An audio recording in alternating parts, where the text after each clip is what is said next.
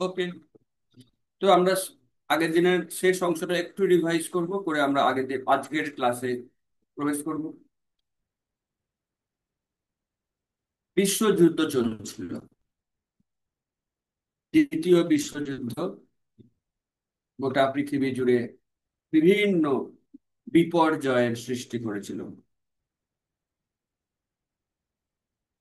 মানে অনেক অনেক সম্ভ্রান্ত সম্পন্ন মানুষ, তারাও এই বিশ্বযুদ্ধের ভয়ঙ্কর আঘাতে বিপর্যস্ত, ঘর বাড়ি ছেড়ে ফুটপাতে আশ্রয় নিয়েছিল। তাদের ছোট্ট শিশুরা ডাস্টবিন ঘেঁটে কুকুরদের সঙ্গে লড়াই করে খাবার খুঁজছিল। মানুষের আধ্যাত্মিক চেতনা তো বাদ দিন, তাদের জাগতিক কল্যাণ, এমনকি বেঁচে থাকাটাও এক প্রকারের প্রশ্ন চিহ্নের মুখে দাঁড়িয়েছিল। সেই অবস্থায় তাদের দিশা দেখাবার জন্য কেউ ছিল না। গৌড়ীয় মঠ হতে পারত তাদের একটি দিশা, কিন্তু গৌড়ীয় মঠের যারা লিডার, তারা তখন পরস্পরের সঙ্গে ঝগড়া, মারামারি, বিবাদ, কোর্ট কেস, এইসব নিয়ে খুব ব্যস্ত। মানুষকে দিশা দেখাবার কোনো সময় তাদের ছিল না। তারা পরস্পরের সঙ্গে লড়াইয়ে ব্যস্ত ছিলেন। আর তাদের যে পত্রিকাগুলি প্রভুপাদ চালু করেছিলেন, নদিয়া প্রকাশ, তারপরে দি হারমোনিস্ট, সেই সব পত্রিকা বন্ধ হয়ে গিয়েছিল। কেন? না, চারটি প্রেসকেই বিক্রি করে দেওয়া হয়েছিল উকিলের খরচ মেটানোর জন্য। এইরকম একটি ভয়ঙ্কর পরিস্থিতি।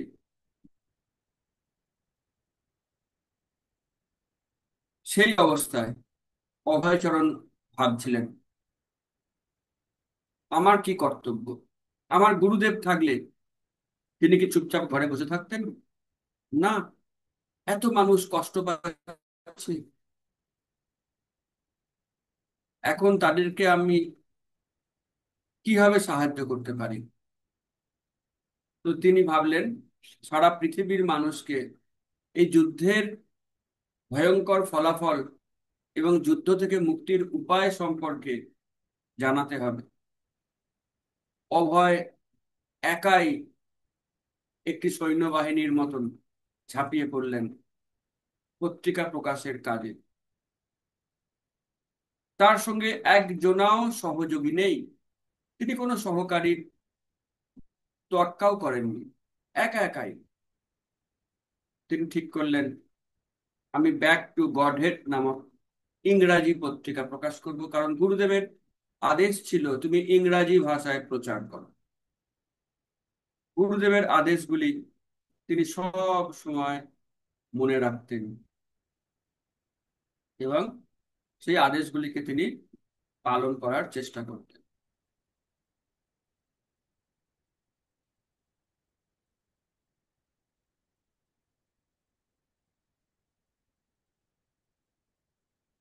অভয়চরণ তিনি যুদ্ধের ময়দানে নেমে পড়লেন মানুষকে দিশা দেখানোর জন্য। তিনি তার যে ব্যবসায়িক অফিস, সেইটাকেই ব্যাক টু গড হেডের অফিসে কনভার্ট করলেন। তিনি নিজেই অনেক অনেক প্রবন্ধ লিখলেন, 44 পাতার পত্রিকা, 2-4 পাতার নয়, 44 পাতা, বড় বড় যেমন পত্রিকার পাতা হয়, 44 পাতায় অনেক অনেক প্রবন্ধ লিখলেন।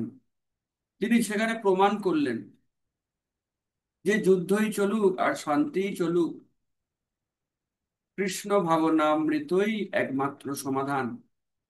আপনি যখন যে অবস্থায় থাকুন, যেই পরিস্থিতিতেই থাকুন না কেন, কৃষ্ণ ভাবনামৃত যদি গ্রহণ করেন, কৃষ্ণের সুরক্ষায় থাকবেন। তিনি একটার পর একটা প্রবন্ধ লিখলেন।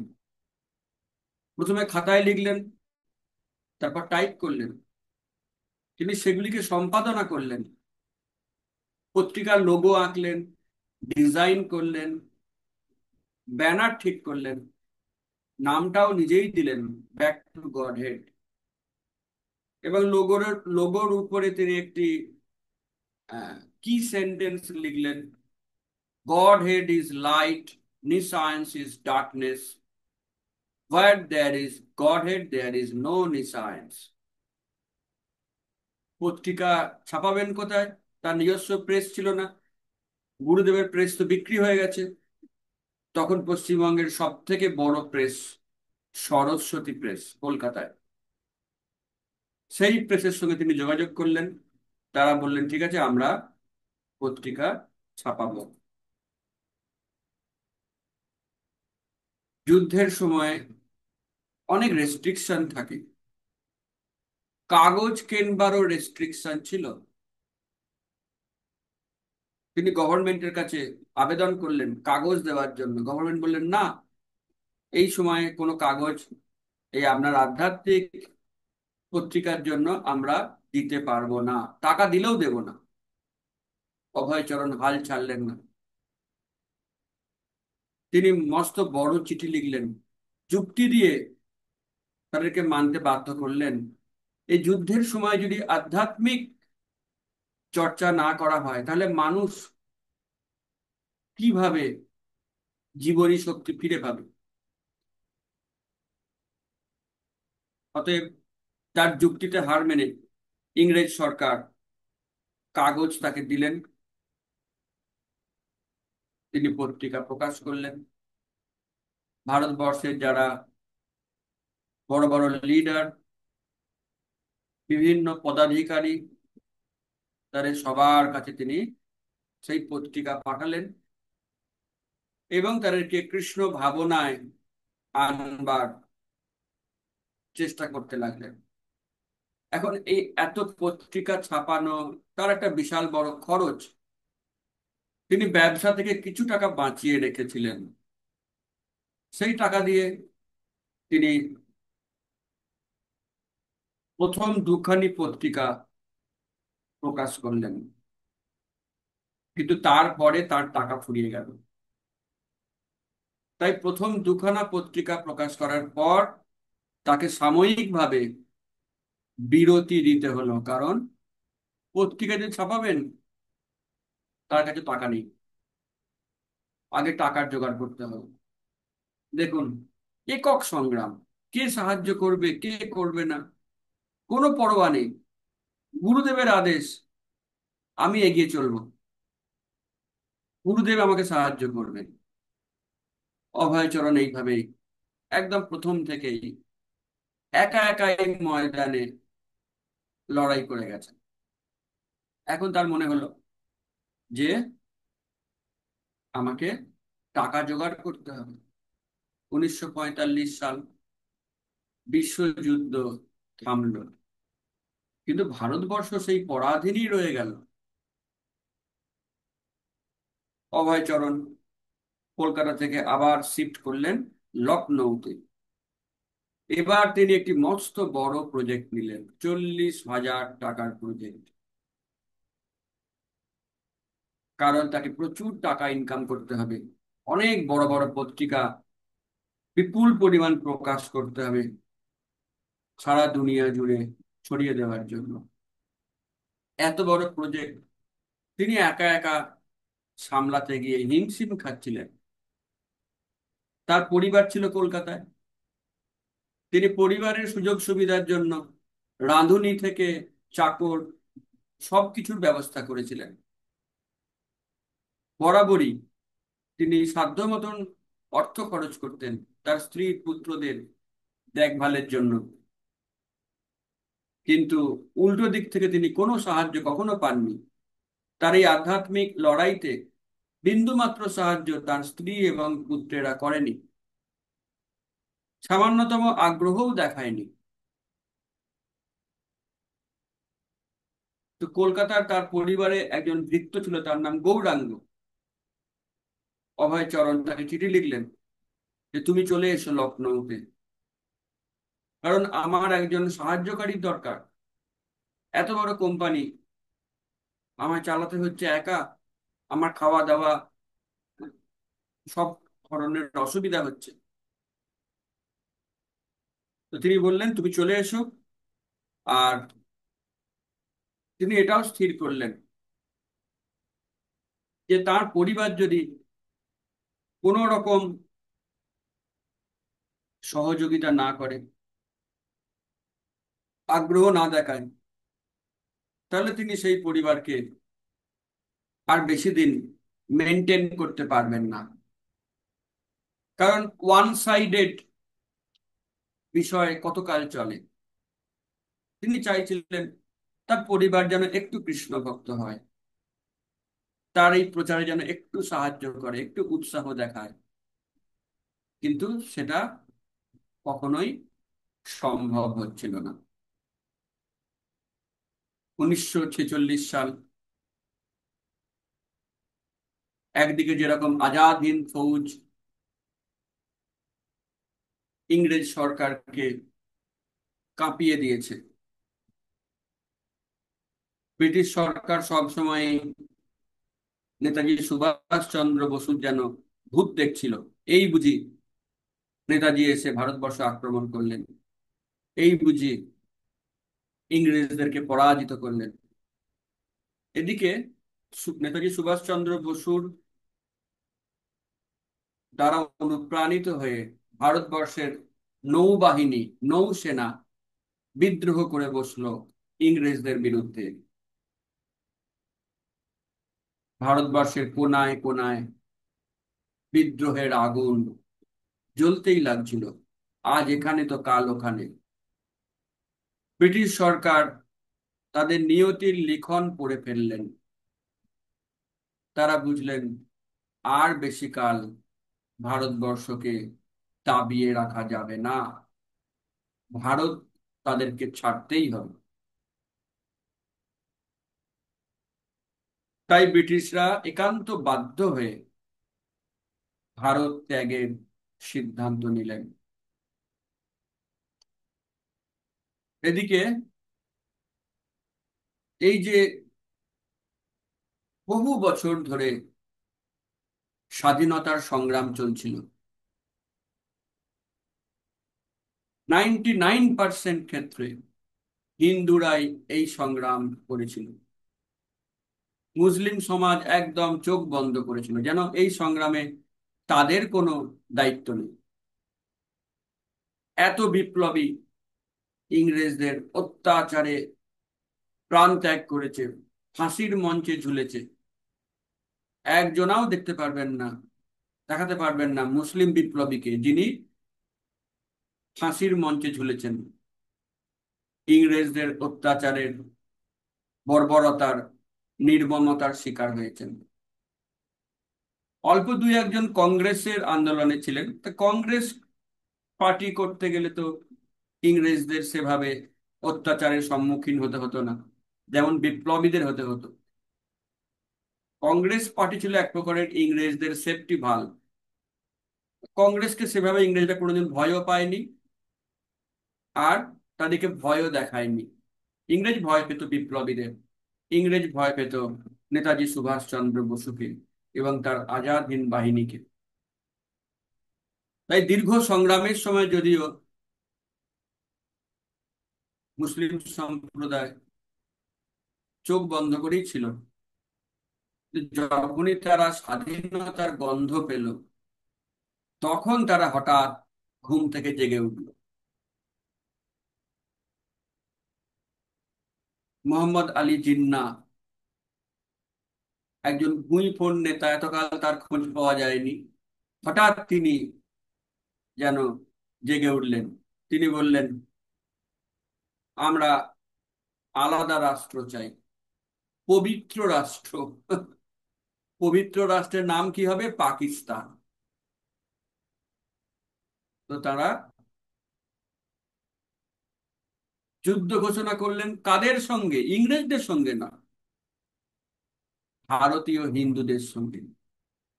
এতকাল তাদেরকে যুদ্ধের ময়দানে পাওয়া যায়নি। হিন্দুরা যখন স্বাধীনতা এনেই দিল, তখন তারা হঠাৎ করে যুদ্ধের ময়দানে নামলেন। মোহাম্মদ আলী জিন্নাহ 16ই আগস্টকে ডাইরেক্ট অ্যাকশন ডে হিসাবে ঘোষণা করলেন। অ্যাকশন ডে, কিসের অ্যাকশন? যেখানে যত হিন্দু দেখবে তাদের কতল করো, কচু কাটা করো। হিন্দু বধের অ্যাকশন। নির্বিচারে তারা নিরীহ হিন্দুদের উপরে অত্যাচারে নেমে পড়ল। নির্মম ভাবে লুণ্ঠন, ধর্ষণ, হত্যা গোটা ভারতবর্ষ জুড়ে। এবং সেটা সব থেকে বেশি হলো পশ্চিমবঙ্গে, কলকাতায়। কেন? না, বহুদিন ধরেই ভারতবর্ষে স্বায়ত্তশাসন ছিল। ভারতীয়রা ভোট দিয়ে বিভিন্ন প্রদেশে সরকার তৈরি করত, ইংরেজদের অধীনেই তারা থাকতো। তখন যেহেতু বাংলা ছিল, বাংলাদেশ অর্থাৎ পূর্ববঙ্গ এবং পশ্চিমবঙ্গ নিয়ে পূর্ণাঙ্গ বাংলা ছিল। এবং সেই দুখানা বাংলা মিলিয়ে মুসলিমরাই ছিলেন সংখ্যায় বেশি। যদি এখনো আপনি হিসাব করেন, ইস্ট বেঙ্গল আর ওয়েস্ট বেঙ্গল যদি যোগ করে দেন, তাহলে মুসলিমরাই সংখ্যায় বেশি থাকবে। অতএব তারা ভোট দিয়ে মুসলিম লীগের সরকারকে নির্বাচিত করেছিল স্বাধীনতার আগে থাকতেই। বাংলা শাসন করত মুসলিম লীগের সরকার। যখন জিন্নাহ ডাইরেক্ট অ্যাকশন ডে ঘোষণা করলো, তখন এই মুসলিম লীগের সরকার তারা সমস্ত পুলিশকে বলে দিল যে তোমরা চুপচাপ খালি দেখতে থাকো, কোনো বাধা দেবে না। আমরা এখন হিন্দু সমাজকে দেখবো আর কাটবো, তোমরা চুপচাপ বাড়িতে বসে থাকো। এইভাবে সরকারি মদতে, গভর্নমেন্ট স্পন্সর্ড দাঙ্গা শুরু হলো কলকাতায় এবং পশ্চিমবঙ্গে। 5 দিন ধরে 4,000 মানুষকে তারা কুপিয়ে কুপিয়ে খুন করলো।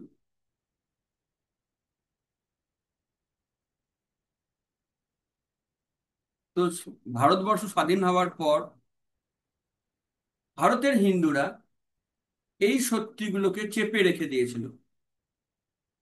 তারাই মরলো, তারাই নির্যাতিত হলো, টর্চার হলো, আহত হলো, ধর্ষিত হলো, কিন্তু তারা সেই সত্যগুলোকেও কখনো জানতে দেয়নি। আজকে আস্তে আস্তে এগুলি প্রকাশিত হচ্ছে। আপনারা জানেন বেঙ্গল ফাইল, এটি সিনেমা প্রকাশ হয়েছে, যেটা আবার পশ্চিমবঙ্গে দেখাতেই দেওয়া হচ্ছে না। অর্থাৎ সেই একই ষড়যন্ত্র, সত্যি কথা জানতে দেওয়া হবে না।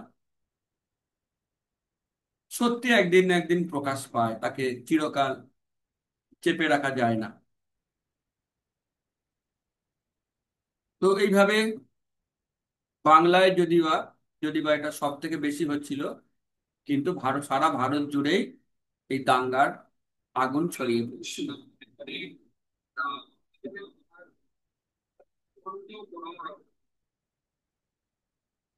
এই ছিল প্রভুপাদ লীলামৃত ক্লাস।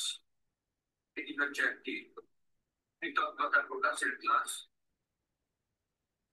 যার মাধ্যমে আমরা প্রকৃতপক্ষে লীল প্রভুপাদের চরণে শ্রদ্ধাঞ্জলি নিবেদন করি।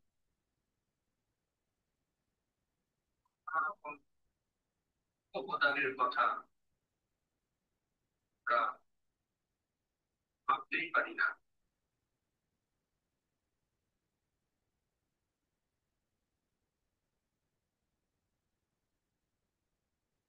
এখন এখানে ইন্টারনেট পরিষেবা এতটাই জঘন্য হয়ে গেছে, আমি তো, যাই হোক, আজকেও খুবই সমস্যা হচ্ছে ইন্টারনেটে। তো আমরা রেকর্ডিং করছি, আমরা দরকার হলে রেকর্ডিং ভার্সনটা দিয়ে দেবো যারা শুনতে পাচ্ছেন না। তো এইভাবে সারা ভারত জুড়ে দাঙ্গা শুরু হলো। তো এই জিন্নার লক্ষ্য ছিল এইভাবে রক্তের প্লাবন বইয়ে দিয়ে কংগ্রেসকে পাকিস্তানের দাবি মানতে বাধ্য করা। এবং তারা সফল হলো, যদিও মহাত্মা গান্ধীর আপত্তি ছিল। মহাত্মা গান্ধীর আপত্তিকে ছুঁড়ে ফেলে দিয়ে কংগ্রেস সরকার পাকিস্তানের দাবি মেনে নিল। ভারতবর্ষ স্বাধীন হলো দুই টুকরো হয়ে। একটা হচ্ছে ভারত, আর দুখানা হচ্ছে পূর্ব পাকিস্তান এবং পশ্চিম পাকিস্তান। পূর্ব পাকিস্তান আবার পরবর্তীকালে বাংলাদেশ নামক স্বাধীন সরকারে রূপান্তরিত হয়। তো ভারত যদিও স্বাধীন হলো, কিন্তু মানুষের দুর্দশা ঘুচলো না।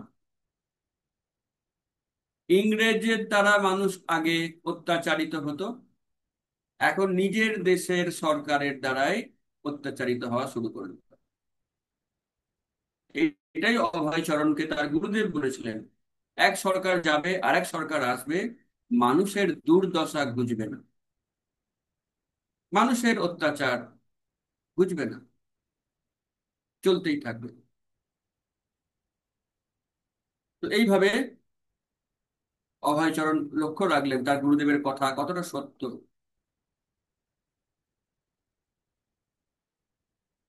সারা ভারত জুড়ে নানা রকম সমস্যা এগুলো চলতে থাকলো। এদিকে অভয়চরণ যদিও 1944 সালে দুখানা পত্রিকা বের করার পর আর্থিক অসুবিধার কারণে আর কোনো পত্রিকা তিনি বের করতে পারছিলেন না। চেষ্টা করছি, কিন্তু আমাকে হয়রান করে দিচ্ছে এই যন্ত্রের বিভিন্ন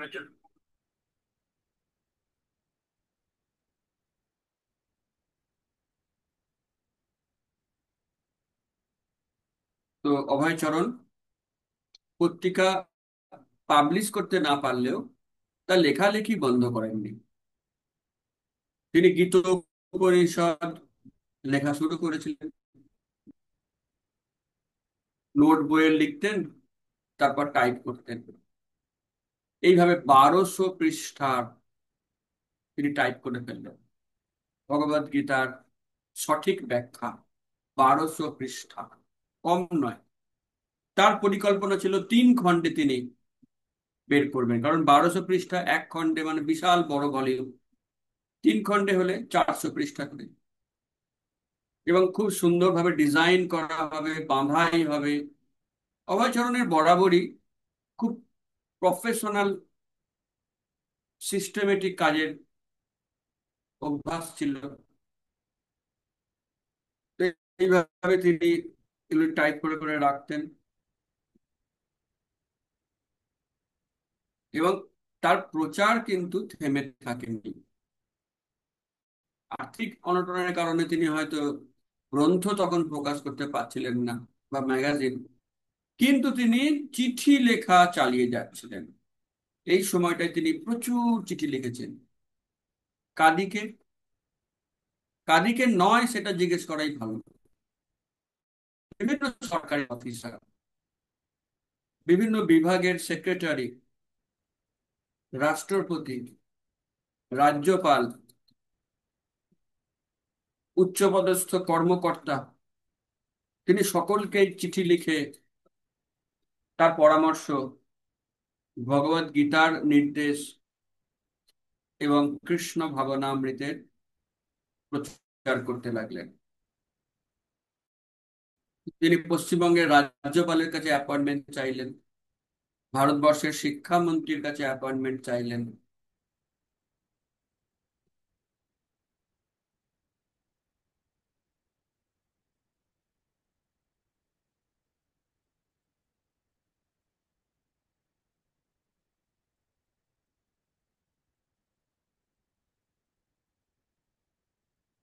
এবং এইভাবে তিনি তার চিঠিপত্রের মাধ্যমে ভগবদ গীতার বাণী সর্বত্র ছড়িয়ে দিতে লাগলেন। এবং বিভিন্ন সরকারি অফিসে যারা বস, সেক্রেটারি, তারা অলরেডি অভয় ভালো করে চিনে গিয়েছিলেন। তিনি এতবার তাদের দরজায় কড়া নাড়তেন ভগবত গীতাকে গ্রহণ করার জন্য, যে তারা অলমোস্ট চিনে গিয়েছিলেন। যদিও তারা অভয়চরণের যে মহানতা, তার যে আধ্যাত্মিক বিজ্ঞতা, তারা এগুলিকে বুঝতে পারেননি। তারা কেউ কেউ হয়তো অভয়চরণকে একটু পাগলাটে টাইপের বলে মনে করতেন, অর্ধেক পাগল বলে মনে করতেন। কিন্তু তারা অভয়চরণের প্রকৃত স্বরূপ বুঝতে পারেননি, কারণ তাদের কোনো আধ্যাত্মিক জ্ঞান ছিল না। এবং তারা অভয়চরণকে কোনো রকম সাহায্যও করেননি। এবং অভয়চরণ মহাত্মা গান্ধীকেও কৃষ্ণ ভক্তির পথে আনার জন্য আপ্রাণ চেষ্টা করেছিলেন। মহাত্মা গান্ধীর বেশ কিছু গুণ ছিল। তিনি অত্যন্ত সরল জীবনযাপন করতেন। তার কোনো ব্যক্তিগত আর্থিক উচ্চাকাঙ্ক্ষা ছিল না। এবং তার এই সরল জীবনযাপনে গোটা ভারতবর্ষ আকৃষ্ট ছিল, তার দ্বারা প্রভাবিত হতো। ভারতের বাইরেও সারা পৃথিবীর যারা বিভিন্ন দেশের রাষ্ট্রপতি, তারা পর্যন্ত মহাত্মা গান্ধীকে সম্মান করতেন, তার অহিংসা নীতিকে সম্মান করতেন।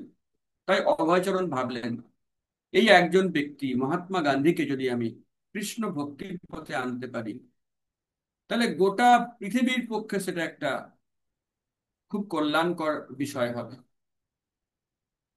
কারণ মহাত্মা গান্ধীকে যদি আমি কৃষ্ণ ভক্তির প্রচারে ব্যবহার করতে পারি, তাহলে সেই প্রচারটি অবশ্যই খুবই ফলপ্রসূ হবে।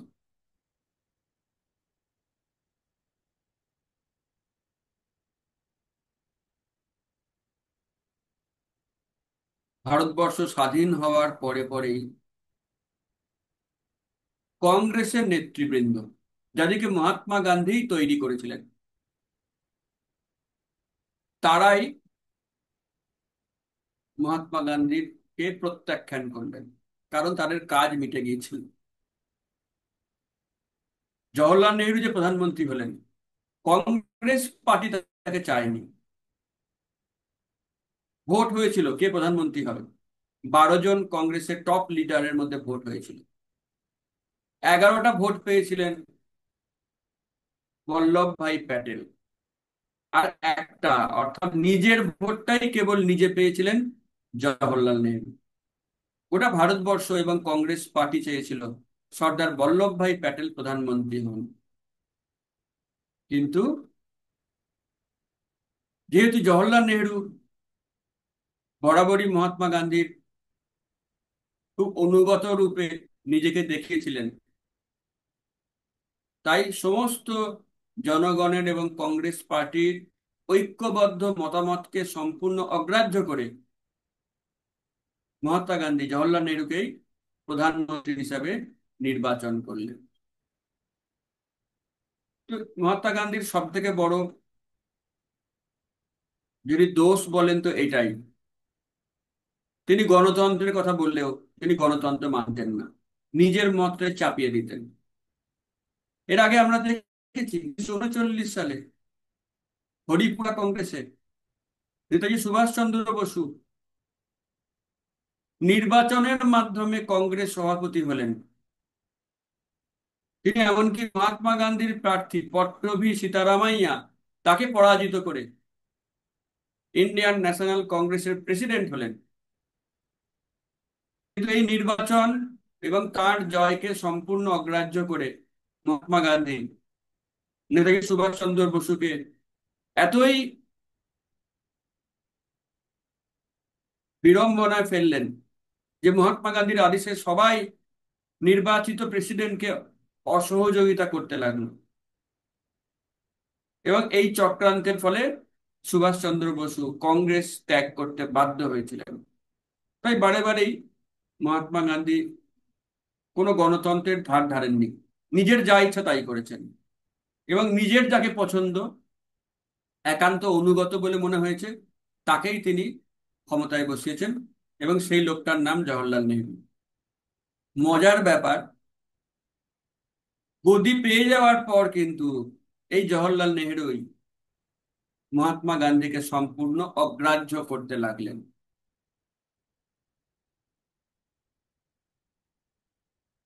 মহাত্মা গান্ধী চাননি পাকিস্তান দাবি মেনে নেওয়া হোক, কিন্তু নেহেরু মেনে নিলেন, এবং মহাত্মা গান্ধীর যাবতীয় পলিসি সেগুলিকেও তিনি প্রত্যাখ্যান করতে শুরু করলেন। এবং মহাত্মা গান্ধী তখন অত্যন্ত হতাশ। তিনি এমনকি ভারত সরকার, স্বাধীন ভারত সরকারের বিরুদ্ধেই অনশন পর্যন্ত করেছিলেন। তার নীতিগুলি সারা পৃথিবীতে সুখ্যাত হলেও তৎকালীন স্বাধীন ভারত সরকারের নেতাদের কাছে তার নীতিগুলি হয়ে গেল অপ্রাসঙ্গিক। অভয়চরণ সেটা খেয়াল করে মহাত্মা গান্ধীকে চিঠি লিখলেন বারবার, যে আপনি দেখুন, নিজের ভুলগুলিকে আপনি শনাক্ত করুন, এবং আপনি রাজনীতি থেকে সরে আসুন।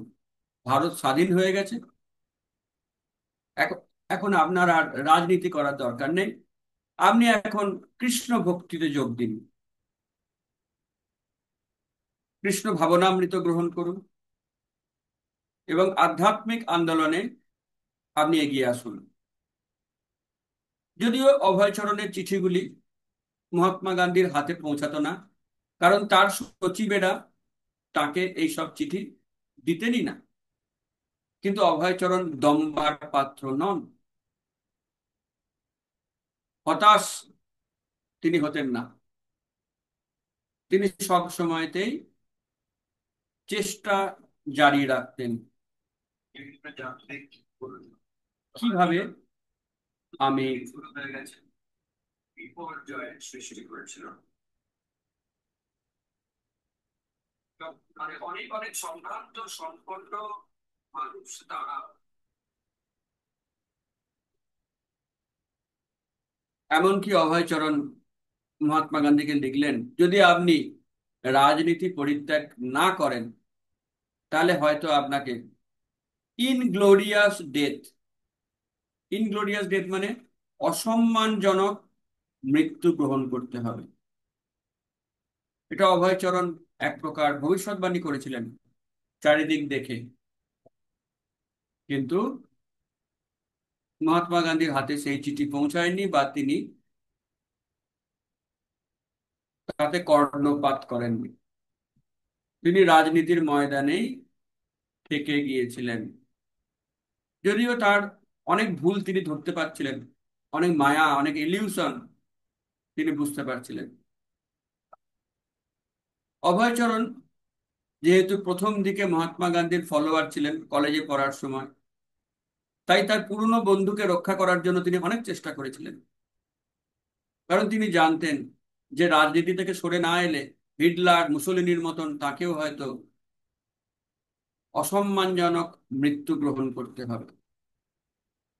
তাকে অভয়চরণ চিঠিতে লিখলেন যে আপনি সবসময় হাতে ভগবত গীতা রাখেন, কিন্তু আপনি ভগবত গীতা বুঝতেই পারেননি। ভগবত গীতায় পরিষ্কারভাবে বলা রয়েছে যে এই জ্ঞান লাভ করতে গেলে একজন গুরুদেবের শরণাপন্ন হতে হবে। ভগবত গীতায় তদ্বিদ্ধি প্রণিপাতেন পরিপ্রশ্ন সেবয়া, হ্যাঁ, এখানে গুরু গ্রহণের কথা বলা হয়েছে। তারপর এবং পরম্পরা প্রাপ্তম ইমাম রাজর্ষয় বিদু, এখানেও পরম্পরা সূত্রে, পরম্পরার মাধ্যমে এই জ্ঞান লাভ করার নির্দেশ দেওয়া হয়েছে। কিন্তু মহাত্মা গান্ধী কোনো গুরু নেননি, তাই তার জীবনে ভগবত গীতার শিক্ষা সেভাবে নেই। তিনি যে অহিংসা নীতি নিয়েছিলেন, হাতে ভগবত গীতা নিয়ে তিনি অহিংসার প্রচার করতেন, কিন্তু ভগবত গীতায় কি অহিংসার কথা ভগবান বলেছেন? বরং অর্জুন যখন বললেন যে আমি অহিংসা নীতি নেব, আমি বনে গিয়ে তপস্যা করব, তখন কৃষ্ণ তাকে অহিংসা ত্যাগ করে হিংসার আশ্রয় নিতে বললেন। কারণ দুষ্কৃতী, দস্যু, এদেরকে হিংসার দ্বারাই বধ করতে হয়। তাই অহিংসা নীতির কথা ভগবত গীতায় বলা নেই। তাহলে দেখুন, তিনি একদিকে হাতে গীতা নিয়ে ঘুরছেন, অপরদিকে ঠিক সেই কাজটি করছেন যেটা কিনা গীতায় বলা নেই, অহিংসা। তো এইভাবে অভয়চরণ তার ভুলগুলি ধরিয়ে দেওয়ার চেষ্টা করলেন। এবং তিনি এটাও বললেন যে আপনি কখনোই ভগবত গীতার তপস্যা করেননি, আধ্যাত্মিক তপস্যা আপনি করেননি, কিছু মন গড়া তপস্যা করেছেন, রাজনৈতিক উদ্দেশ্যের জন্য অনশন করেছেন। ভগবত গীতায় এই ধরনের তপস্যাকে তামসিক তপস্যা বলা হয়েছে। তামসিক তপস্যা, তাহলে তমগুণই কেবল পান। সাত্ত্বিক তপস্যা হচ্ছে জন্মাষ্টমীতে উপবাস করা বা এরকম বৈষ্ণব তিথিতে উপবাস করা। মহাত্মা গান্ধী কখনোই সাত্ত্বিক তপস্যা করেননি, কারণ তার কোনো গুরুদেব নেই। তাই কে শেখাবে? তিনি ভাবতেন যে আমি সব জানি, গীতা আমি সব জেনে গেছি। কিন্তু ভগবত গীতার তিনি কিছুই বুঝতে পারেননি। তার জীবনে তার কোনো প্রভাব আমরা দেখতে পাই না। অভয়চরণ তাকে লিখলেন, আপনি একটা মাস সময় দিন, আমি সব কাজ ফেলে কেবল আপনার সঙ্গে ভগবত গীতা আলোচনা করুন। দেখবেন আপনি এক নতুন আলোর দিশা পাবেন। এবং যদি আপনি ভগবত গীতা গ্রহণ করেন সত্যিকারে, গোটা পৃথিবীর কল্যাণ হবে। কিন্তু তার এত চেষ্টা কোনো কাজেই এলো না। মহাত্মা গান্ধী তার আবেদনে সাড়া দেননি। অতএব 30শে জানুয়ারি 1948 মহাত্মা গান্ধী অসম্মানজনক মৃত্যুই গ্রহণ করলেন। নাথুরাম গডসে তাকে হত্যা করলেন গুলির দ্বারা। অভয়চরণ দুঃখ পেলেন, তো তার প্রচেষ্টা থামলো না। তিনি আবার গীত উপনিষদ পুস্তক আকারে বের করার জন্য চেষ্টা আরম্ভ করলেন। তিনি যখন দক্ষিণ ভারতে গিয়েছিলেন ব্যবসার কাজে, তখন সেখানে তিনি মিস্টার শেঠির সঙ্গে পরিচিত হয়েছিলেন। মিস্টার শেঠি তাঁরই মতন একজন কেমিক্যাল বিজনেসম্যান। এবং তখন তিনি মিস্টার শেঠিকে এই গীত উপনিষদের বিষয়ে বলেছিলেন, ভগবত গীতার সঠিক তাৎপর্য। শেঠি খুবই উৎসাহিত ছিলেন। এবং শেঠি তখন কি করেন না, একজন খুব ধনী ব্যক্তি, তার নাম ডক্টর এলাগাপ্পা। এই ডক্টর এলাগাপ্পাকে দক্ষিণের বিড়লা বলা হতো। বিড়লা অত্যন্ত ধনী পরিবার, ব্যবসায়িক পরিবার। দক্ষিণের বিড়লা বলা হতো এই শেঠিকে, এই ডক্টর এলাগাপ্পাকে। শেঠি তাকে অনুরোধ করেন যে আপনার তো এত অর্থ আছে, আপনি কিছু অর্থ দিন, ভগবত গীতার আমরা প্রকাশ করব, গীত উপনিষদ ছাপাবো। তখন ডক্টর এলাগাপ্পা বলেন, ঠিক আছে, আমি দিতে রাজি, কিন্তু আগে আমাকে ম্যানুস্ক্রিপ্ট দিন, আমি একটু পড়ে দেখি, যদি পছন্দ হয় তাহলে আমি সম্পূর্ণ খরচা দেব। সেটি অভয়চরণকে যখন জানালেন, অভয়চরণ ভীষণ উৎসাহী হয়ে উঠলেন যে তাহলে এতদিনে হয়তো আমার সংগ্রাম সফল হবে, আমি গীতোপনিষদ বের করতে পারবো। তাকে সেটি বললেন, তুমি তোমার ম্যানুস্ক্রিপ্ট নিয়ে এক্ষুনি চলে এসো মাদ্রাজে, এখানেই ছাপানো হবে, তুমি প্রুফ কারেকশন করবে এবং একদম ছাপানো বই হাতে নিয়ে তুমি ফিরবে। এই সুবর্ণ সুযোগটি গ্রহণ করার জন্য অভয়চরণ একেবারে মরিয়া ছিলেন। কিন্তু এবারেতেও তিনি সফল হলেন না। তিনি যখন ম্যানুস্ক্রিপ্ট, 1200 পৃষ্ঠা টাইপ করা ম্যানুস্ক্রিপ্ট চেন্নাইতে নিয়ে যাওয়ার জন্য বাড়িতে এলেন, ড্রয়ার খুলে দেখলেন ম্যানুস্ক্রিপ্টটি সেখানে নেই। কোথায় গেল ম্যানুস্ক্রিপ্ট? তিনি তার প্রকৃতপক্ষে তার রক্তের দ্বারা তিনি এই ম্যানুস্ক্রিপ্ট লিখেছেন, দিনের পর দিন, রাত জেগে দিন জেগে টাইপ করেছেন। সেই ম্যানুস্ক্রিপ্টটা কোথায় গেল? তার স্ত্রীকে জিজ্ঞেস করলেন, পুত্রদের জিজ্ঞেস করলেন, তার ভৃত্যকে জিজ্ঞেস করলেন, কেউ বলতে পারল না। এবং তাকে কেউ সেই ম্যানুস্ক্রিপ্ট এনে দিল না।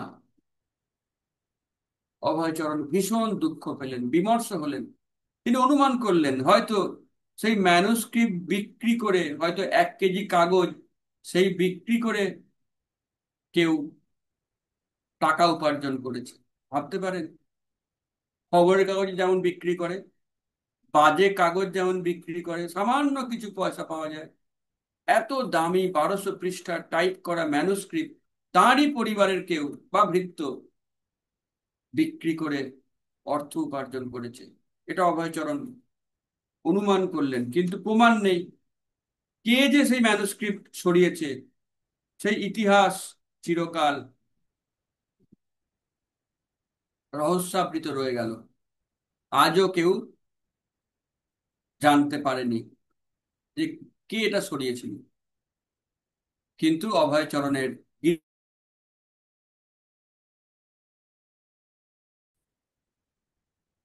অভয়চরণ দুঃখ পেলেন, কিন্তু তার কাজ থামালেন না, দমে গেলেন না। 1949 সাল, অভয়চরণ যেমন ইংরাজিতে পত্রিকা লিখছিলেন, বই লিখছিলেন, এখন তিনি বাংলা ভাষাতেও বিভিন্ন প্রবন্ধ লেখা শুরু করলেন। এবং তিনি প্রবন্ধগুলি পাঠাতেন শ্রীল ভক্তি প্রজ্ঞান কেশব গোস্বামী মহারাজকে, তার গৌড়ীয় পত্রিকায় প্রকাশ করার জন্য। অভয়চরণের একের পর এক প্রবন্ধ সেই পত্রিকায় প্রকাশ হতে লাগলো। তার গুরু ভাইরা উচ্ছ্বসিত প্রশংসা করলেন। তারা অভয়চরণের লেখার মধ্যে যেন তাদের গুরুদেব ছিল প্রভুপাদের ছাপ দেখতে পেলেন, সেই একই রকমের যুক্তির ধার এবং স্পষ্ট তার বক্তব্য। অভয়চরণ বিশ্ব সমস্যার সমাধানের সূত্র দিতেন তার এই প্রবন্ধগুলিতে। তিনি বোঝাবার চেষ্টা করতেন যে আধ্যাত্মিক জ্ঞানের অভাবই সারা পৃথিবীর সমস্ত সংকটের মূলে। তাই কৃষ্ণ ভাবনামৃতই হচ্ছে একমাত্র সমাধান। বিভিন্ন যুক্তি দিয়ে, তথ্য দিয়ে তিনি তার প্রবন্ধে সেগুলিকে প্রতিষ্ঠা করতেন। তিনি আহ্বান করতেন যে ভগবান শ্রীকৃষ্ণকে গ্রহণ করলে, তার শরণাগত হলেই সবকিছুর চিরস্থায়ী সমাধান সম্ভব এবং সবকিছুর সামঞ্জস্যও সম্ভব। অভয়চরণ লিখলেন যে মুঘল আক্রমণ বা মুসলিম আক্রমণের আগে ভারতবর্ষ ছিল ভগবত চেতনাময়। ভারতের হিন্দু রাজারা, তারা ভগবানের শরণাগত ছিলেন, কিন্তু তারা যখন আস্তে আস্তে সেই ভগবত চেতনা থেকে সরে এলেন, তখনই বিপর্যয় শুরু হলো।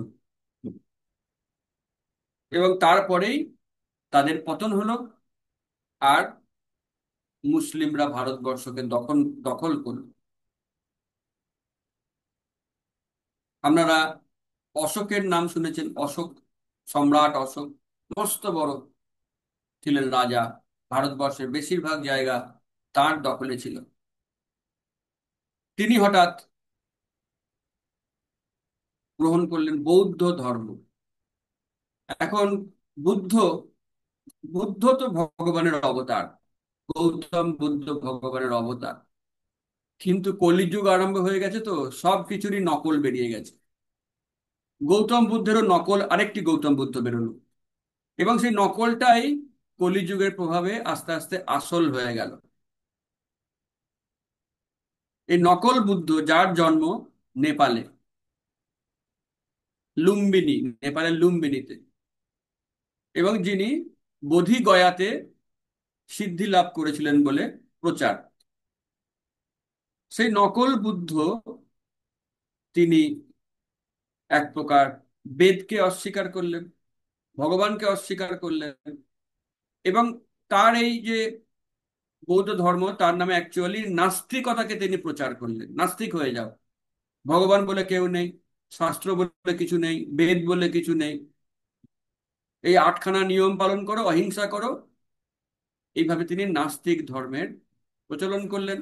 এবং অশোক ও আরো অনেক বড় বড় রাজা তারা এই ধর্ম গ্রহণ করলেন এবং নাস্তিক হয়ে গেলেন। এবং অশোকের সাহায্যে এই ধর্ম ভারতের বাইরেও, জাপান থেকে আরম্ভ করে ইন্দোনেশিয়া, সব জায়গায় ব্যাপক প্রচার হলো। এইভাবে ভারতবর্ষের রাষ্ট্র নেতারা তারা এক প্রকারের নাস্তিক হয়ে গেলেন এবং ভগবত চেতনা থেকে তারা সরে গেলেন। এবং তার পরে পরেই কি হলো, ভারতবর্ষ পরাধীন হয়ে গেল মুসলিমদের দ্বারা। তো এগুলি বিশ্লেষণ করে অভয়চরণ লিখলেন যে এটাই শাস্তি। যখনই আমরা ভগবানকে ভুলে যাব, তখনই আমাদেরকে কঠোর শাস্তি পেতে হবে। সারা ভারতবর্ষ শত শত বছর ধরে কষ্ট পাচ্ছে, শাস্তি পাচ্ছে। দীর্ঘ মুসলিম শাসন, তারপরে ইংরেজ শাসন। এখনো যদি ভারতবর্ষ কৃষ্ণ ভাবনামৃত গ্রহণ করে, তাহলে তাদের সংকট বরং বাড়বে, কিন্তু কমবে না। কারণ নিজের বুদ্ধির দ্বারা সংকট থেকে বেরোনো সম্ভব নয়। বিজ্ঞানীরা তারা দুঃখ দূর করার জন্য তৈরি করলো অ্যাটম বম, যা কিনা আরো বড় দুঃখ ডেকে আনলো। এইভাবে তারা কেবল দুঃখকেই বাড়িয়ে তুলছে। রাষ্ট্রনেতারা দুঃখকেই বাড়িয়ে তুলছে, শান্তির দিশা তারা দেখাতে পারছে না। একমাত্র শান্তির দিশা দেখা সম্ভব যদি আমরা কৃষ্ণ ভাবনামৃতকে গ্রহণ করি। অভয়চরণ লিখলেন যে পাশ্চাত্য জগতে কখনোই আত্মা, জীবাত্মা নিয়ে কোনো গবেষণা হয়নি। জীবাত্মা, পরমাত্মা, এই বিষয়ে তারা একেবারে অজ্ঞ, তারা অন্ধকারে আছে। তাই তারা সবকিছুই জাগতিক দৃষ্টিকোণ থেকে বিচার করে এবং তারা ভোগবাদী পথে হাঁটে। কিন্তু বর্তমানে তারা হাজার ভোগ করেও শান্তি পাচ্ছে না, বরং অশান্তিতে, ভোগবাদীর জ্বলন্ত বিষে তারা নিজেরাই এখন জ্বলে পুড়ে ছারখার হয়ে যাচ্ছে। তাই অভয়চরণ উপলব্ধি করলেন পাশ্চাত্য জগতেও কৃষ্ণ ভাবনামৃতের প্রচার হওয়া উচিত। তো আমরা দেখতে পাচ্ছি অভয়চরণের চিন্তা ভাবনার মধ্যে শুধুমাত্র ভারতবর্ষের স্থান নেই। তিনি যা কিছু ভাবেন অনেক বড় করে ভাবেন, গোটা পৃথিবীর জন্য ভাবেন। তো তিনি লিখলেন যে গোটা পৃথিবী এখন অশান্তির আগুনে জ্বলছে, তাদেরকে শান্তির পথ দেখাতে পারে একমাত্র ভারতবর্ষের সনাতনী আধ্যাত্মিকতাবাদ। তাই সারা পৃথিবী জুড়ে আমাদেরকে এটা প্রচার করতেই হবে। অভয়ের এই সকল অসামান্য প্রবন্ধ, অকাট্য যুক্তিসমূহ গৌড়ীয় পত্রিকায় নিয়মিতভাবে প্রকাশ হতে লাগলো। এদিকে তার চিঠিপত্রও তিনি চালিয়ে যেতে লাগলেন। 1950-51 সাল জুড়ে তিনি বিভিন্ন বিশিষ্ট যারা নেতৃবর্গ, বড় বড় চিন্তাবিদ, দার্শনিক, সকলকে তিনি চিঠির মাধ্যমে এই কৃষ্ণ ভাবনামৃত গ্রহণ করবার আহ্বান জানালেন। দেখুন, যেখানে গৌড়ীয় মঠ নিষ্ক্রিয় হয়ে গেছে, সন্ন্যাসীরা, বেশিরভাগ সন্ন্যাসী তারা কোর্ট কেস নিয়ে ব্যস্ত, কে কোন মঠের দখল নেবে, তারা যখন সেই আন্দোলন নিয়ে ব্যস্ত, একা অভয়চরণ তিনি একক সংগ্রাম করে চলেছেন, সবার দরজায় কড়া নাড়ছেন। তিনি গৃহস্থ, ব্যবসা করে যা উপার্জন করছেন সেই টাকা দিয়ে তিনি চেষ্টা করছেন পত্রিকা ছাপানোর, গ্রন্থ প্রকাশে, ভগবদ গীতা প্রকাশে। তো এইভাবে অভয়চরণ নিরলস ভাবে সংগ্রাম করে যাচ্ছেন। তিনি বিশ্ব শান্তি কমিটিকে চিঠি লিখলেন, তাদেরকে বোঝানোর চেষ্টা করলেন যদি আপনারা সত্যি শান্তি চান, কৃষ্ণ ভক্তি গ্রহণ করুন। তিনি ভারতের রাষ্ট্রপতিকে চিঠি লিখলেন, ভারতবর্ষের শিক্ষামন্ত্রীকে চিঠি লিখলেন। তিনি Indian Congress for cultural freedom এই কমিটি চিঠি লিখলেন, অল রিলিজিয়ান্স কনফারেন্সের কর্মকর্তাকে চিঠি লিখলেন। শুধু ভারতবর্ষেই নয়, আমেরিকান রিপোর্টার পত্রিকা, বিখ্যাত পত্রিকা, তিনি সেই পত্রিকাতে চিঠি লিখে কৃষ্ণ ভাবনামৃতের যে দর্শন সেটি বোঝানোর চেষ্টা করলেন। তিনি ফোর্ড ফাউন্ডেশনকে চিঠি লিখলেন। এইভাবে তিনি নিরলস ভাবে সমানে প্রচার করে যাচ্ছেন। তিনি ভাবছেন যদি কেউ অন্তত পক্ষে রাজি হয়, যদি কেউ আমাকে সাহায্য করে, তাহলে আমি এই দর্শনকে গোটা পৃথিবী জুড়ে ছড়িয়ে দেব। কিন্তু তার এই সংগ্রাম যেন অরণ্যে রোদন। কারণ এই সকল ভোগবাদী রাজনীতিক অফিসার, তারা কৃষ্ণ ভক্তি কিছুতেই বুঝতে রাজি হচ্ছিল না। কিন্তু অভয়চরণ তার চেষ্টা থামাচ্ছিলেন না। কেউ কেউ অবশ্য অভয়চরণের চিঠি পড়ে খুবই উৎসাহিত হয়েছেন, তার সঙ্গে কথা বলার আগ্রহ প্রকাশ করেছেন।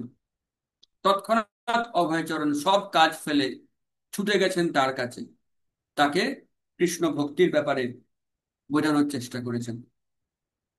এবং কেউ সামান্যতম উৎসাহ দেখালেও অভয়চরণ প্রস্তুত ছিলেন তাকে ভগবদ গীতার রিয়েল লাইফ অ্যাপ্লিকেশন, বাস্তব প্রয়োগ সম্পর্কে শিক্ষা দেওয়ার জন্য। কেবল গুরুদেবের আশীর্বাদকে সম্বল করে অভয়চরণ কঠোর পরিশ্রম করে যেতে লাগলেন। তখন এবং এখনো সনাতন ধর্মের মধ্যে অনেক দর্শন ছিল। আজও দেখুন না কেন, কেউ আর্য সমাজ করে, কেউ স্মার্ত মতে চলে, কেউ শৈব, কেউ শাক্ত, কেউ গানপথ, কেউ শৌর্য, কত রকমের মতামতে বিভক্ত। সেই সময়ও তাই ছিল। তারা অনেকে অভয়চরণকে মনে করতেন সেক্টারিয়ান, অর্থাৎ সাম্প্রদায়িক। কিন্তু তাদের এই বুদ্ধি ছিল না যে ভগবদ গীতা তো সার্বজনীন। অভয়চরণ ভগবদ গীতার প্রচার করতেন। তো ভগবদ গীতাকে কে অস্বীকার করে? যে সার্বজনীন, ইউনিভার্সাল। তো অভয় সেটাই তাদেরকে বোঝানোর চেষ্টা করেছিলেন, কিন্তু তারা বুঝতেই চাইছিলেন না। তাও অভয়চরণ হতাশ হননি। তিনি সেই চিঠিগুলিকে এবং চিঠির উত্তরগুলিকেও যত্ন করে রেখে দিয়েছিলেন। তাই গৌড়ীয় মঠ থেকে কোনো নেতৃত্বের আশা না রেখেই অভয়চরণ নিজ উদ্যোগে তার সংগ্রাম চালিয়ে যাচ্ছিলেন। এবং এই সকল চিঠি আজও কিন্তু পাওয়া যায়, আজও এগুলি অ্যাভেলেবেল। যদি আপনারা বেদাবেসে যান, সেখানে এই সব চিঠি সংরক্ষিত আছে, হাজার হাজার চিঠি। এবং এগুলো শুধু চিঠি নয়, এগুলি যেন আধ্যাত্মিকতার দলিল। তো আমরা এই অভয়চরণের ক্লাসগুলি শেষ হয়ে গেলে তার চিঠিপত্র নিয়েও আলাদা ক্লাস করতে পারি। তার চিঠিগুলি পড়লেও আমাদের অনেক কিছু জ্ঞান হবে। কিভাবে তিনি চিঠি লিখেছেন, কিভাবে তিনি যুক্তি দিয়েছেন, প্রচার করেছেন, সেগুলি আমরা বুঝতে পারব। দেখা যাক, পরবর্তীকালে আমরা হয়তো সেগুলো নিয়ে আলাদা করে ক্লাস করতেও পারি।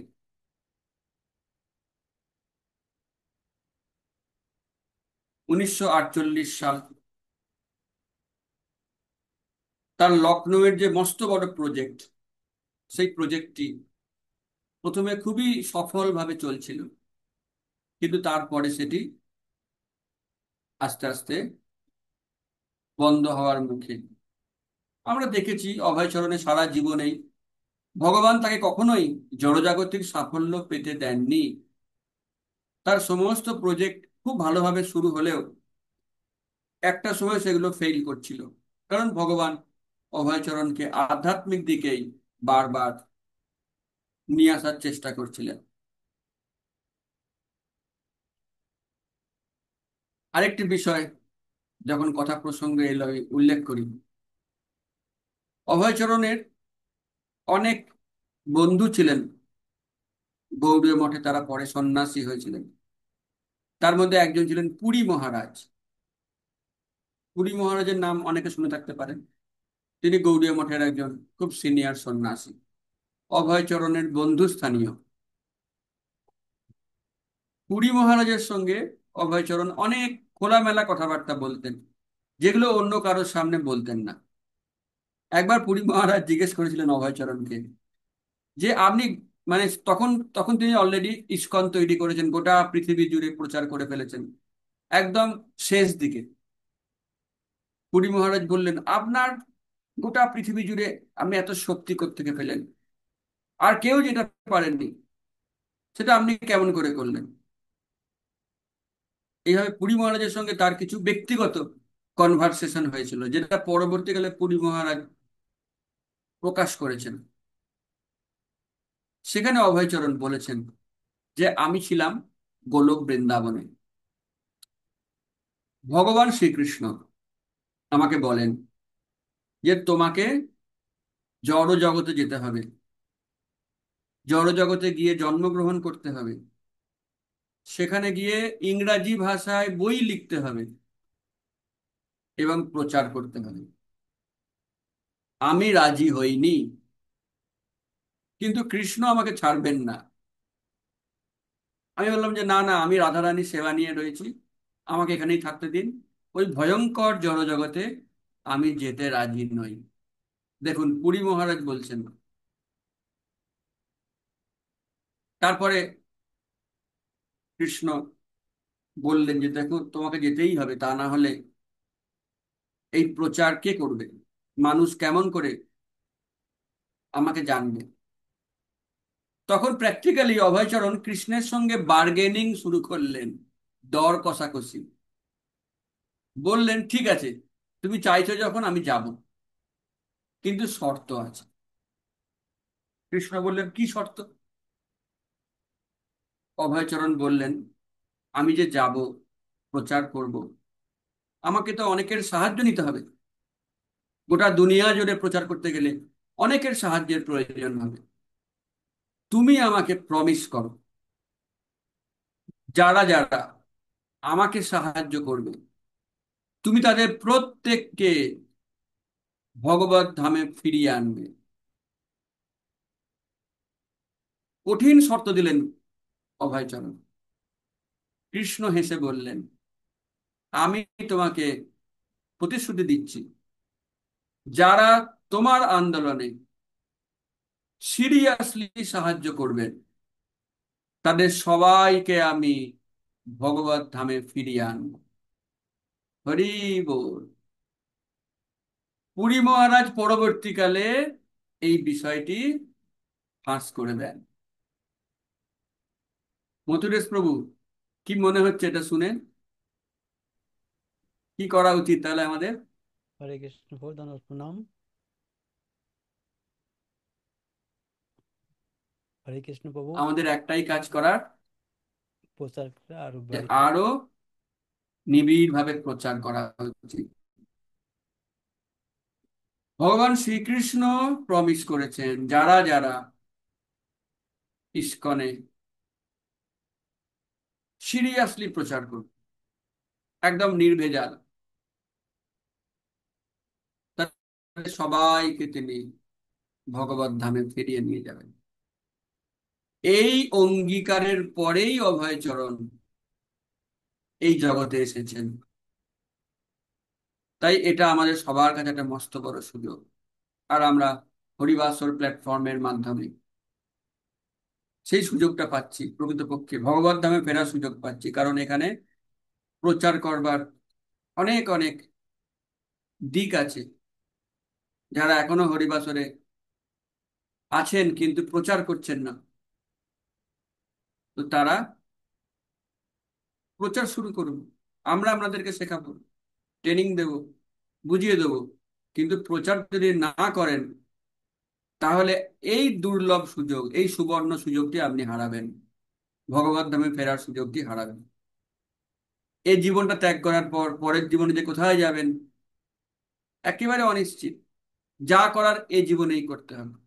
যদি আমরা করতে পারি, তাহলে ভগবত ধামে ফেরার সম্পূর্ণ সম্ভাবনা এবং সুযোগ রয়েছে।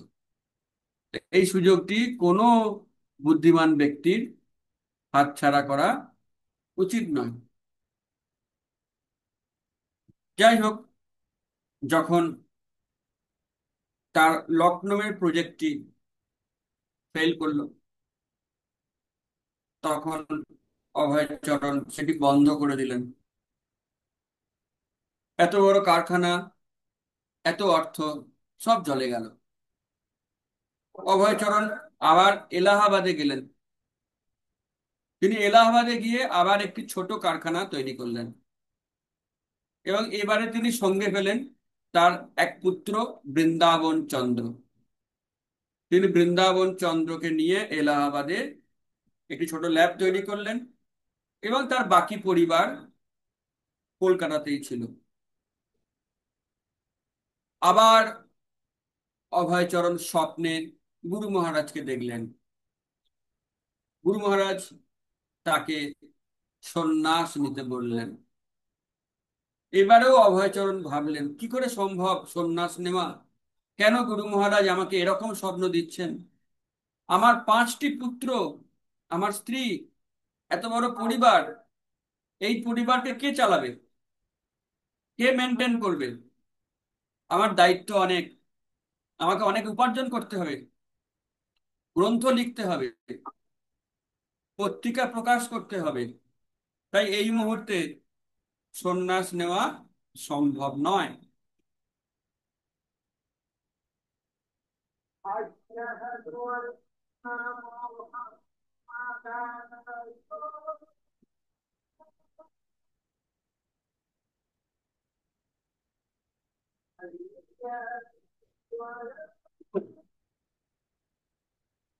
এদিকে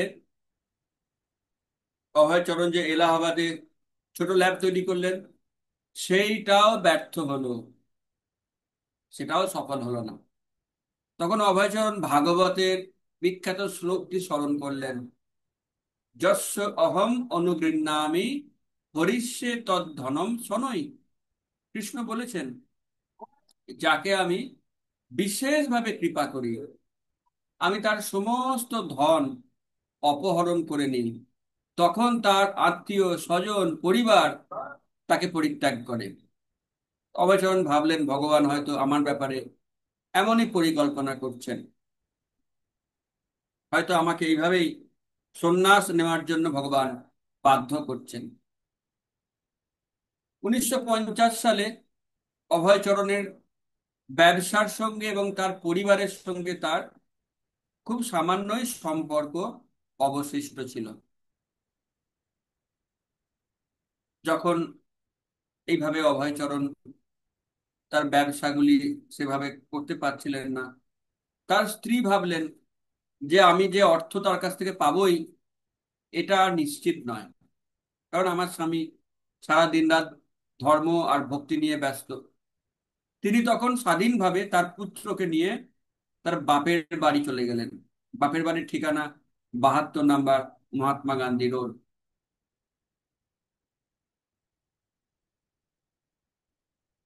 অভয়চরণ সংবাদ পেয়ে যখন আবার কলকাতায় এলেন, তখন তিনি তার শ্বশুর বাড়িতে গেলেন তার স্ত্রী পুত্রের সঙ্গে দেখা করার জন্য। এবং তার শ্বশুর মশাই তাকে দায়িত্ব জ্ঞানহীনতার অভিযোগ করলেন। বললেন, তোমার এত বড় পরিবার, তোমার স্ত্রী পুত্র, আর তুমি দিনরাত কেবল কৃষ্ণকে নিয়ে ধর্মকে নিয়ে মেতে রয়েছো, তুমি দায়িত্ব পালন করছো না, তাদেরকে অর্থ পাঠাচ্ছ না। এইভাবে তিনি অভয়চরণের সমালোচনা করলেন। এবং শুধু শ্বশুর মশাই নয়, তার বাকি আত্মীয় স্বজন বন্ধু বান্ধব সবাই অভয়চরণের কঠোর সমালোচনা করলেন যে সব সময় কৃষ্ণ ভক্তি নিয়ে পড়ে রয়েছো, তুমি সংসারকে দেখছো না, তুমি পরিবারকে পালন করছো না।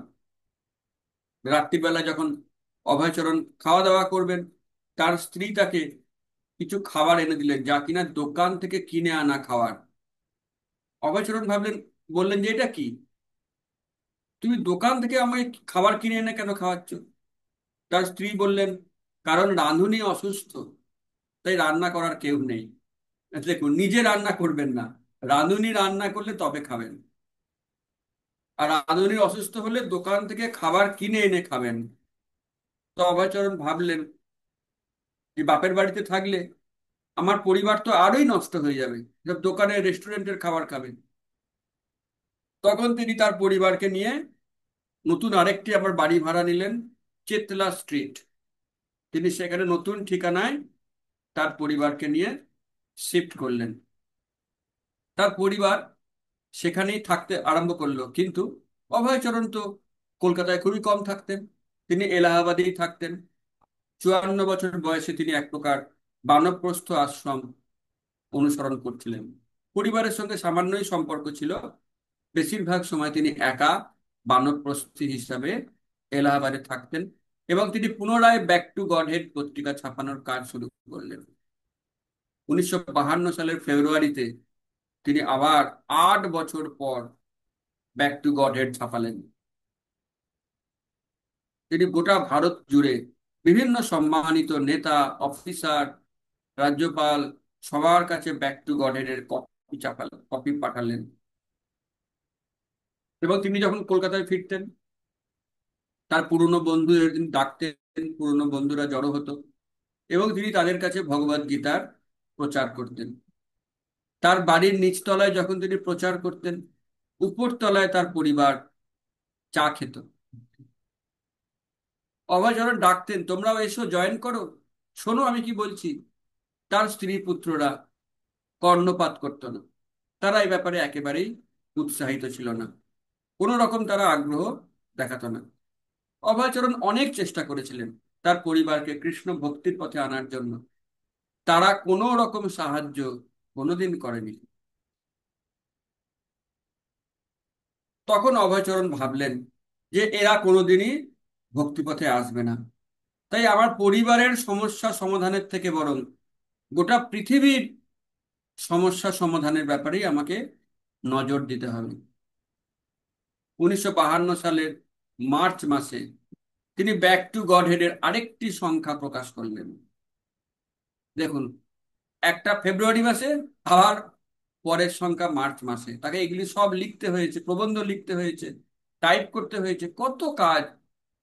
একা বৃদ্ধ মানুষ, 52 মানে তখন তার বয়স 56 পেরিয়ে গেছে, তিনি একাই এই কাজগুলি করতে লাগলেন। সারাক্ষণ তিনি প্রচার করেন, পত্রিকা প্রকাশ করেন, বিভিন্ন লেখা লেখেন। তিনি যখন ট্রেনে করে কলকাতায় আসতেন, তো ট্রেনে সবাই ঘুমিয়ে গেলে তিনি একটা আলো জেলে রাখতেন এবং তিনি ট্রেনে লেখালেখি করতেন, চিন্তা করতেন যে কি নিয়ে প্রবন্ধ লিখব। তিনি অনেক খবরের কাগজ পড়তেন এবং সেখান থেকেও তিনি অনেক নিবন্ধ কেটে রাখতেন। সেই নিবন্ধগুলিকে নিয়ে সেগুলি সমাধান করার জন্য তিনি তার পত্রিকায় লিখতেন। এবং তিনি ট্রেনে যাওয়া আসার সময় খেয়াল করতেন আরো বেশি বেশি মানুষ ক্রমাগতভাবে নেশায় আক্রান্ত হচ্ছে, ধূমপান করছে, আর ভারতবর্ষের নেতারা নিজেরাও অন্ধ, আর জনগণকে অন্ধের মতন তারা পথ দেখাচ্ছেন। যদিও ভারতবর্ষের বহু মানুষ দুবেলা খেতে পেত না, কিন্তু ভারতবর্ষে প্রচুর জমি পতিত অবস্থায় ছিল, সরকার সেখানে চাষাবাদেরও ব্যবস্থা করতো না।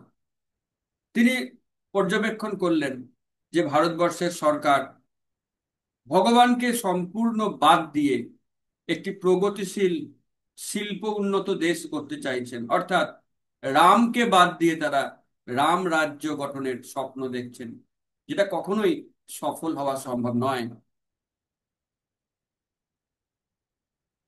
অভয়চরণ তার পত্রিকাটি ভারতের বাইরেও পাঠাতে শুরু করলেন। তার যে এজেন্ট ছিল হ্যাকার স্পিঙ্ক অ্যান্ড কোম্পানি, সেই এজেন্টের মাধ্যমে তিনি আমেরিকা এবং ভারতবর্ষের বাইরে বিভিন্ন জায়গায় এই পত্রিকা পাঠিয়ে কৃষ্ণ ভাবনাময় সমাধি করার চেষ্টা শুরু করলেন। তার চিন্তায় সব সময় গোটা পৃথিবী ছিল, শুধু ভারতবর্ষের কথা নয়, দুনিয়ার কথাই তিনি ভাবতেন। তিনি কখনোই কোনো কিছু ছোট করে ভাবতেন না, যা ভাবতেন অনেক বড় আকারে গোটা পৃথিবীর জন্য ভাবতেন। যদিও তার গুরুদেব তিনিও তাই চেষ্টা করেছিলেন, তার দুজন শিষ্যকে তিনি পাঠিয়েছিলেন বিদেশে, বন মহারাজ এবং সারঙ্গ গোস্বামী মহারাজ, আমার যেটুকুনি মনে পড়ছে। কিন্তু সেই মহারাজেরা, তারা ইংল্যান্ডের রাজার সঙ্গে দেখা করে আহ, সেই সিংহাসনের সামনে তারা নতমস্তক করে কিছু ফর্মালিটি সেরে ভারতে ফিরে এসেছিলেন। তারা কোনোই প্রচার করতে পারেননি। কিন্তু অভয়চরণ ভারতবর্ষে থেকেও সারা দুনিয়ার বিভিন্ন জায়গায় তার এই কৃষ্ণ ভাবনামৃতর প্রচার চালাতে লাগলেন, ব্যাক টু গড হেড পত্রিকা প্রকাশের মাধ্যমে। তো এইভাবে এই অধ্যায়টি সমাপ্ত হলো। আমাদেরও সময় হয়ে গেছে, তো আমরা এখন আমাদের কথার বিশ্রাম দেব। পরের শনিবার কি ক্লাস হবে? পরের শনিবার কত তারিখ হচ্ছে? 27 তারিখ, অর্থাৎ বোধহয় দুর্গাপূজার ষষ্ঠী এরকম। তো তখন সবাই তো, হ্যাঁ, শারদ উৎসবে সামিল হবে। ক্লাস কি আর কেউ শুনবে? জায়গায় আমরা আলোচনা করে জানিয়ে দেব যে ফেস্টিভ্যাল উপলক্ষে ছুটি থাকবে কিনা। কারো কোনো প্রশ্ন আছে? হাত তুলতে পারেন। আর যারা যারা ভগবত ধামে ফিরতে চান, তারা তারা প্রচার কার্য শুরু করুন। ঠিক আছে, যিনি যেটুকুনি পারেন, যার যেটুকুনি সময় আছে। সবাই যে অনেক সময় দিতে পারবেন এমন নয়। নিজের পরিবার, নিজের আত্মীয় স্বজন, তাদেরকেও আপনারা বলতে পারেন। প্রচার মানেই যে খুব বড় প্ল্যাটফর্ম চাই তা নয়, নিজের ইচ্ছা অনুযায়ী করা যেতে পারে। বিথিকা মাতাজি, আনমিউট করুন। হরে কৃষ্ণ প্রভুজি, দণ্ডবত প্রণাম। ধন্যবাদ। প্রভুজি, আমার প্রশ্ন ছিল না, একটা কথা শোনার ছিল। প্রভুজি, আপনি নাগপুরে কবে আসবেন? আচ্ছা, নাগপুর কৃষ্ণ যবে চাইবেন। প্রভুজি, আপনি যখন আসবেন আমার ইচ্ছা ছিল আমিও তখন ঘরের দিকে আসবো, তাহলে আপনার দর্শন পাবো আর আপনার সেবার সুযোগ যদি হয়। আমার কাজ আপনাদের সেবা করা, সেবা নেওয়া নয়। আমার কাজ সেবা দেওয়া। আপনার প্রভুর জন্ডিস কেমন আছে এখন? ঠিক হয়েছে একটু? প্রভু এখন অনেকটা সুস্থ আছে, কিন্তু ভুল রিপোর্ট করেছিলেন তারা। ওই ডক্টর ভুল রিপোর্ট করেছিলেন, যার জন্য শরীরটা খুব অসুস্থ হয়ে গেছিল। এখন সোনোগ্রাফি সবকিছু হয়ে যাওয়ার পরে উম, একটু সমস্যা আছে লিভারে, কিন্তু জন্ডিস নেই। আর টাইফয়েড হয়েছে, সেই ট্রিটমেন্ট হওয়ার পরে এখন অনেকটা সুস্থ আছে। আচ্ছা, ওকে, ভালো। ঠিক আছে, আপনাদেরকে অনেক ধন্যবাদ। পরবর্তী ক্লাস আমরা আবার জানিয়ে দেবো নোটিশ দিয়ে। ফেস্টিভ্যালে কয়েকদিন ছুটি রাখতেই হবে, কারণ তখন সবাই ব্যস্ত থাকবেন। ওকে, বাঞ্ছা কল্পতরুভ্যশ্চ কৃপা সিন্ধুভ্য এব চ পতিতানাং পাবনেভ্যো বৈষ্ণবেভ্যো নমো নমঃ। অনন্ত কোটি বৈষ্ণব বৃন্দ কি জয়, শিল প্রভুপাদ কি জয়। নিতাই গৌর প্রেমানন্দে হরি হরি।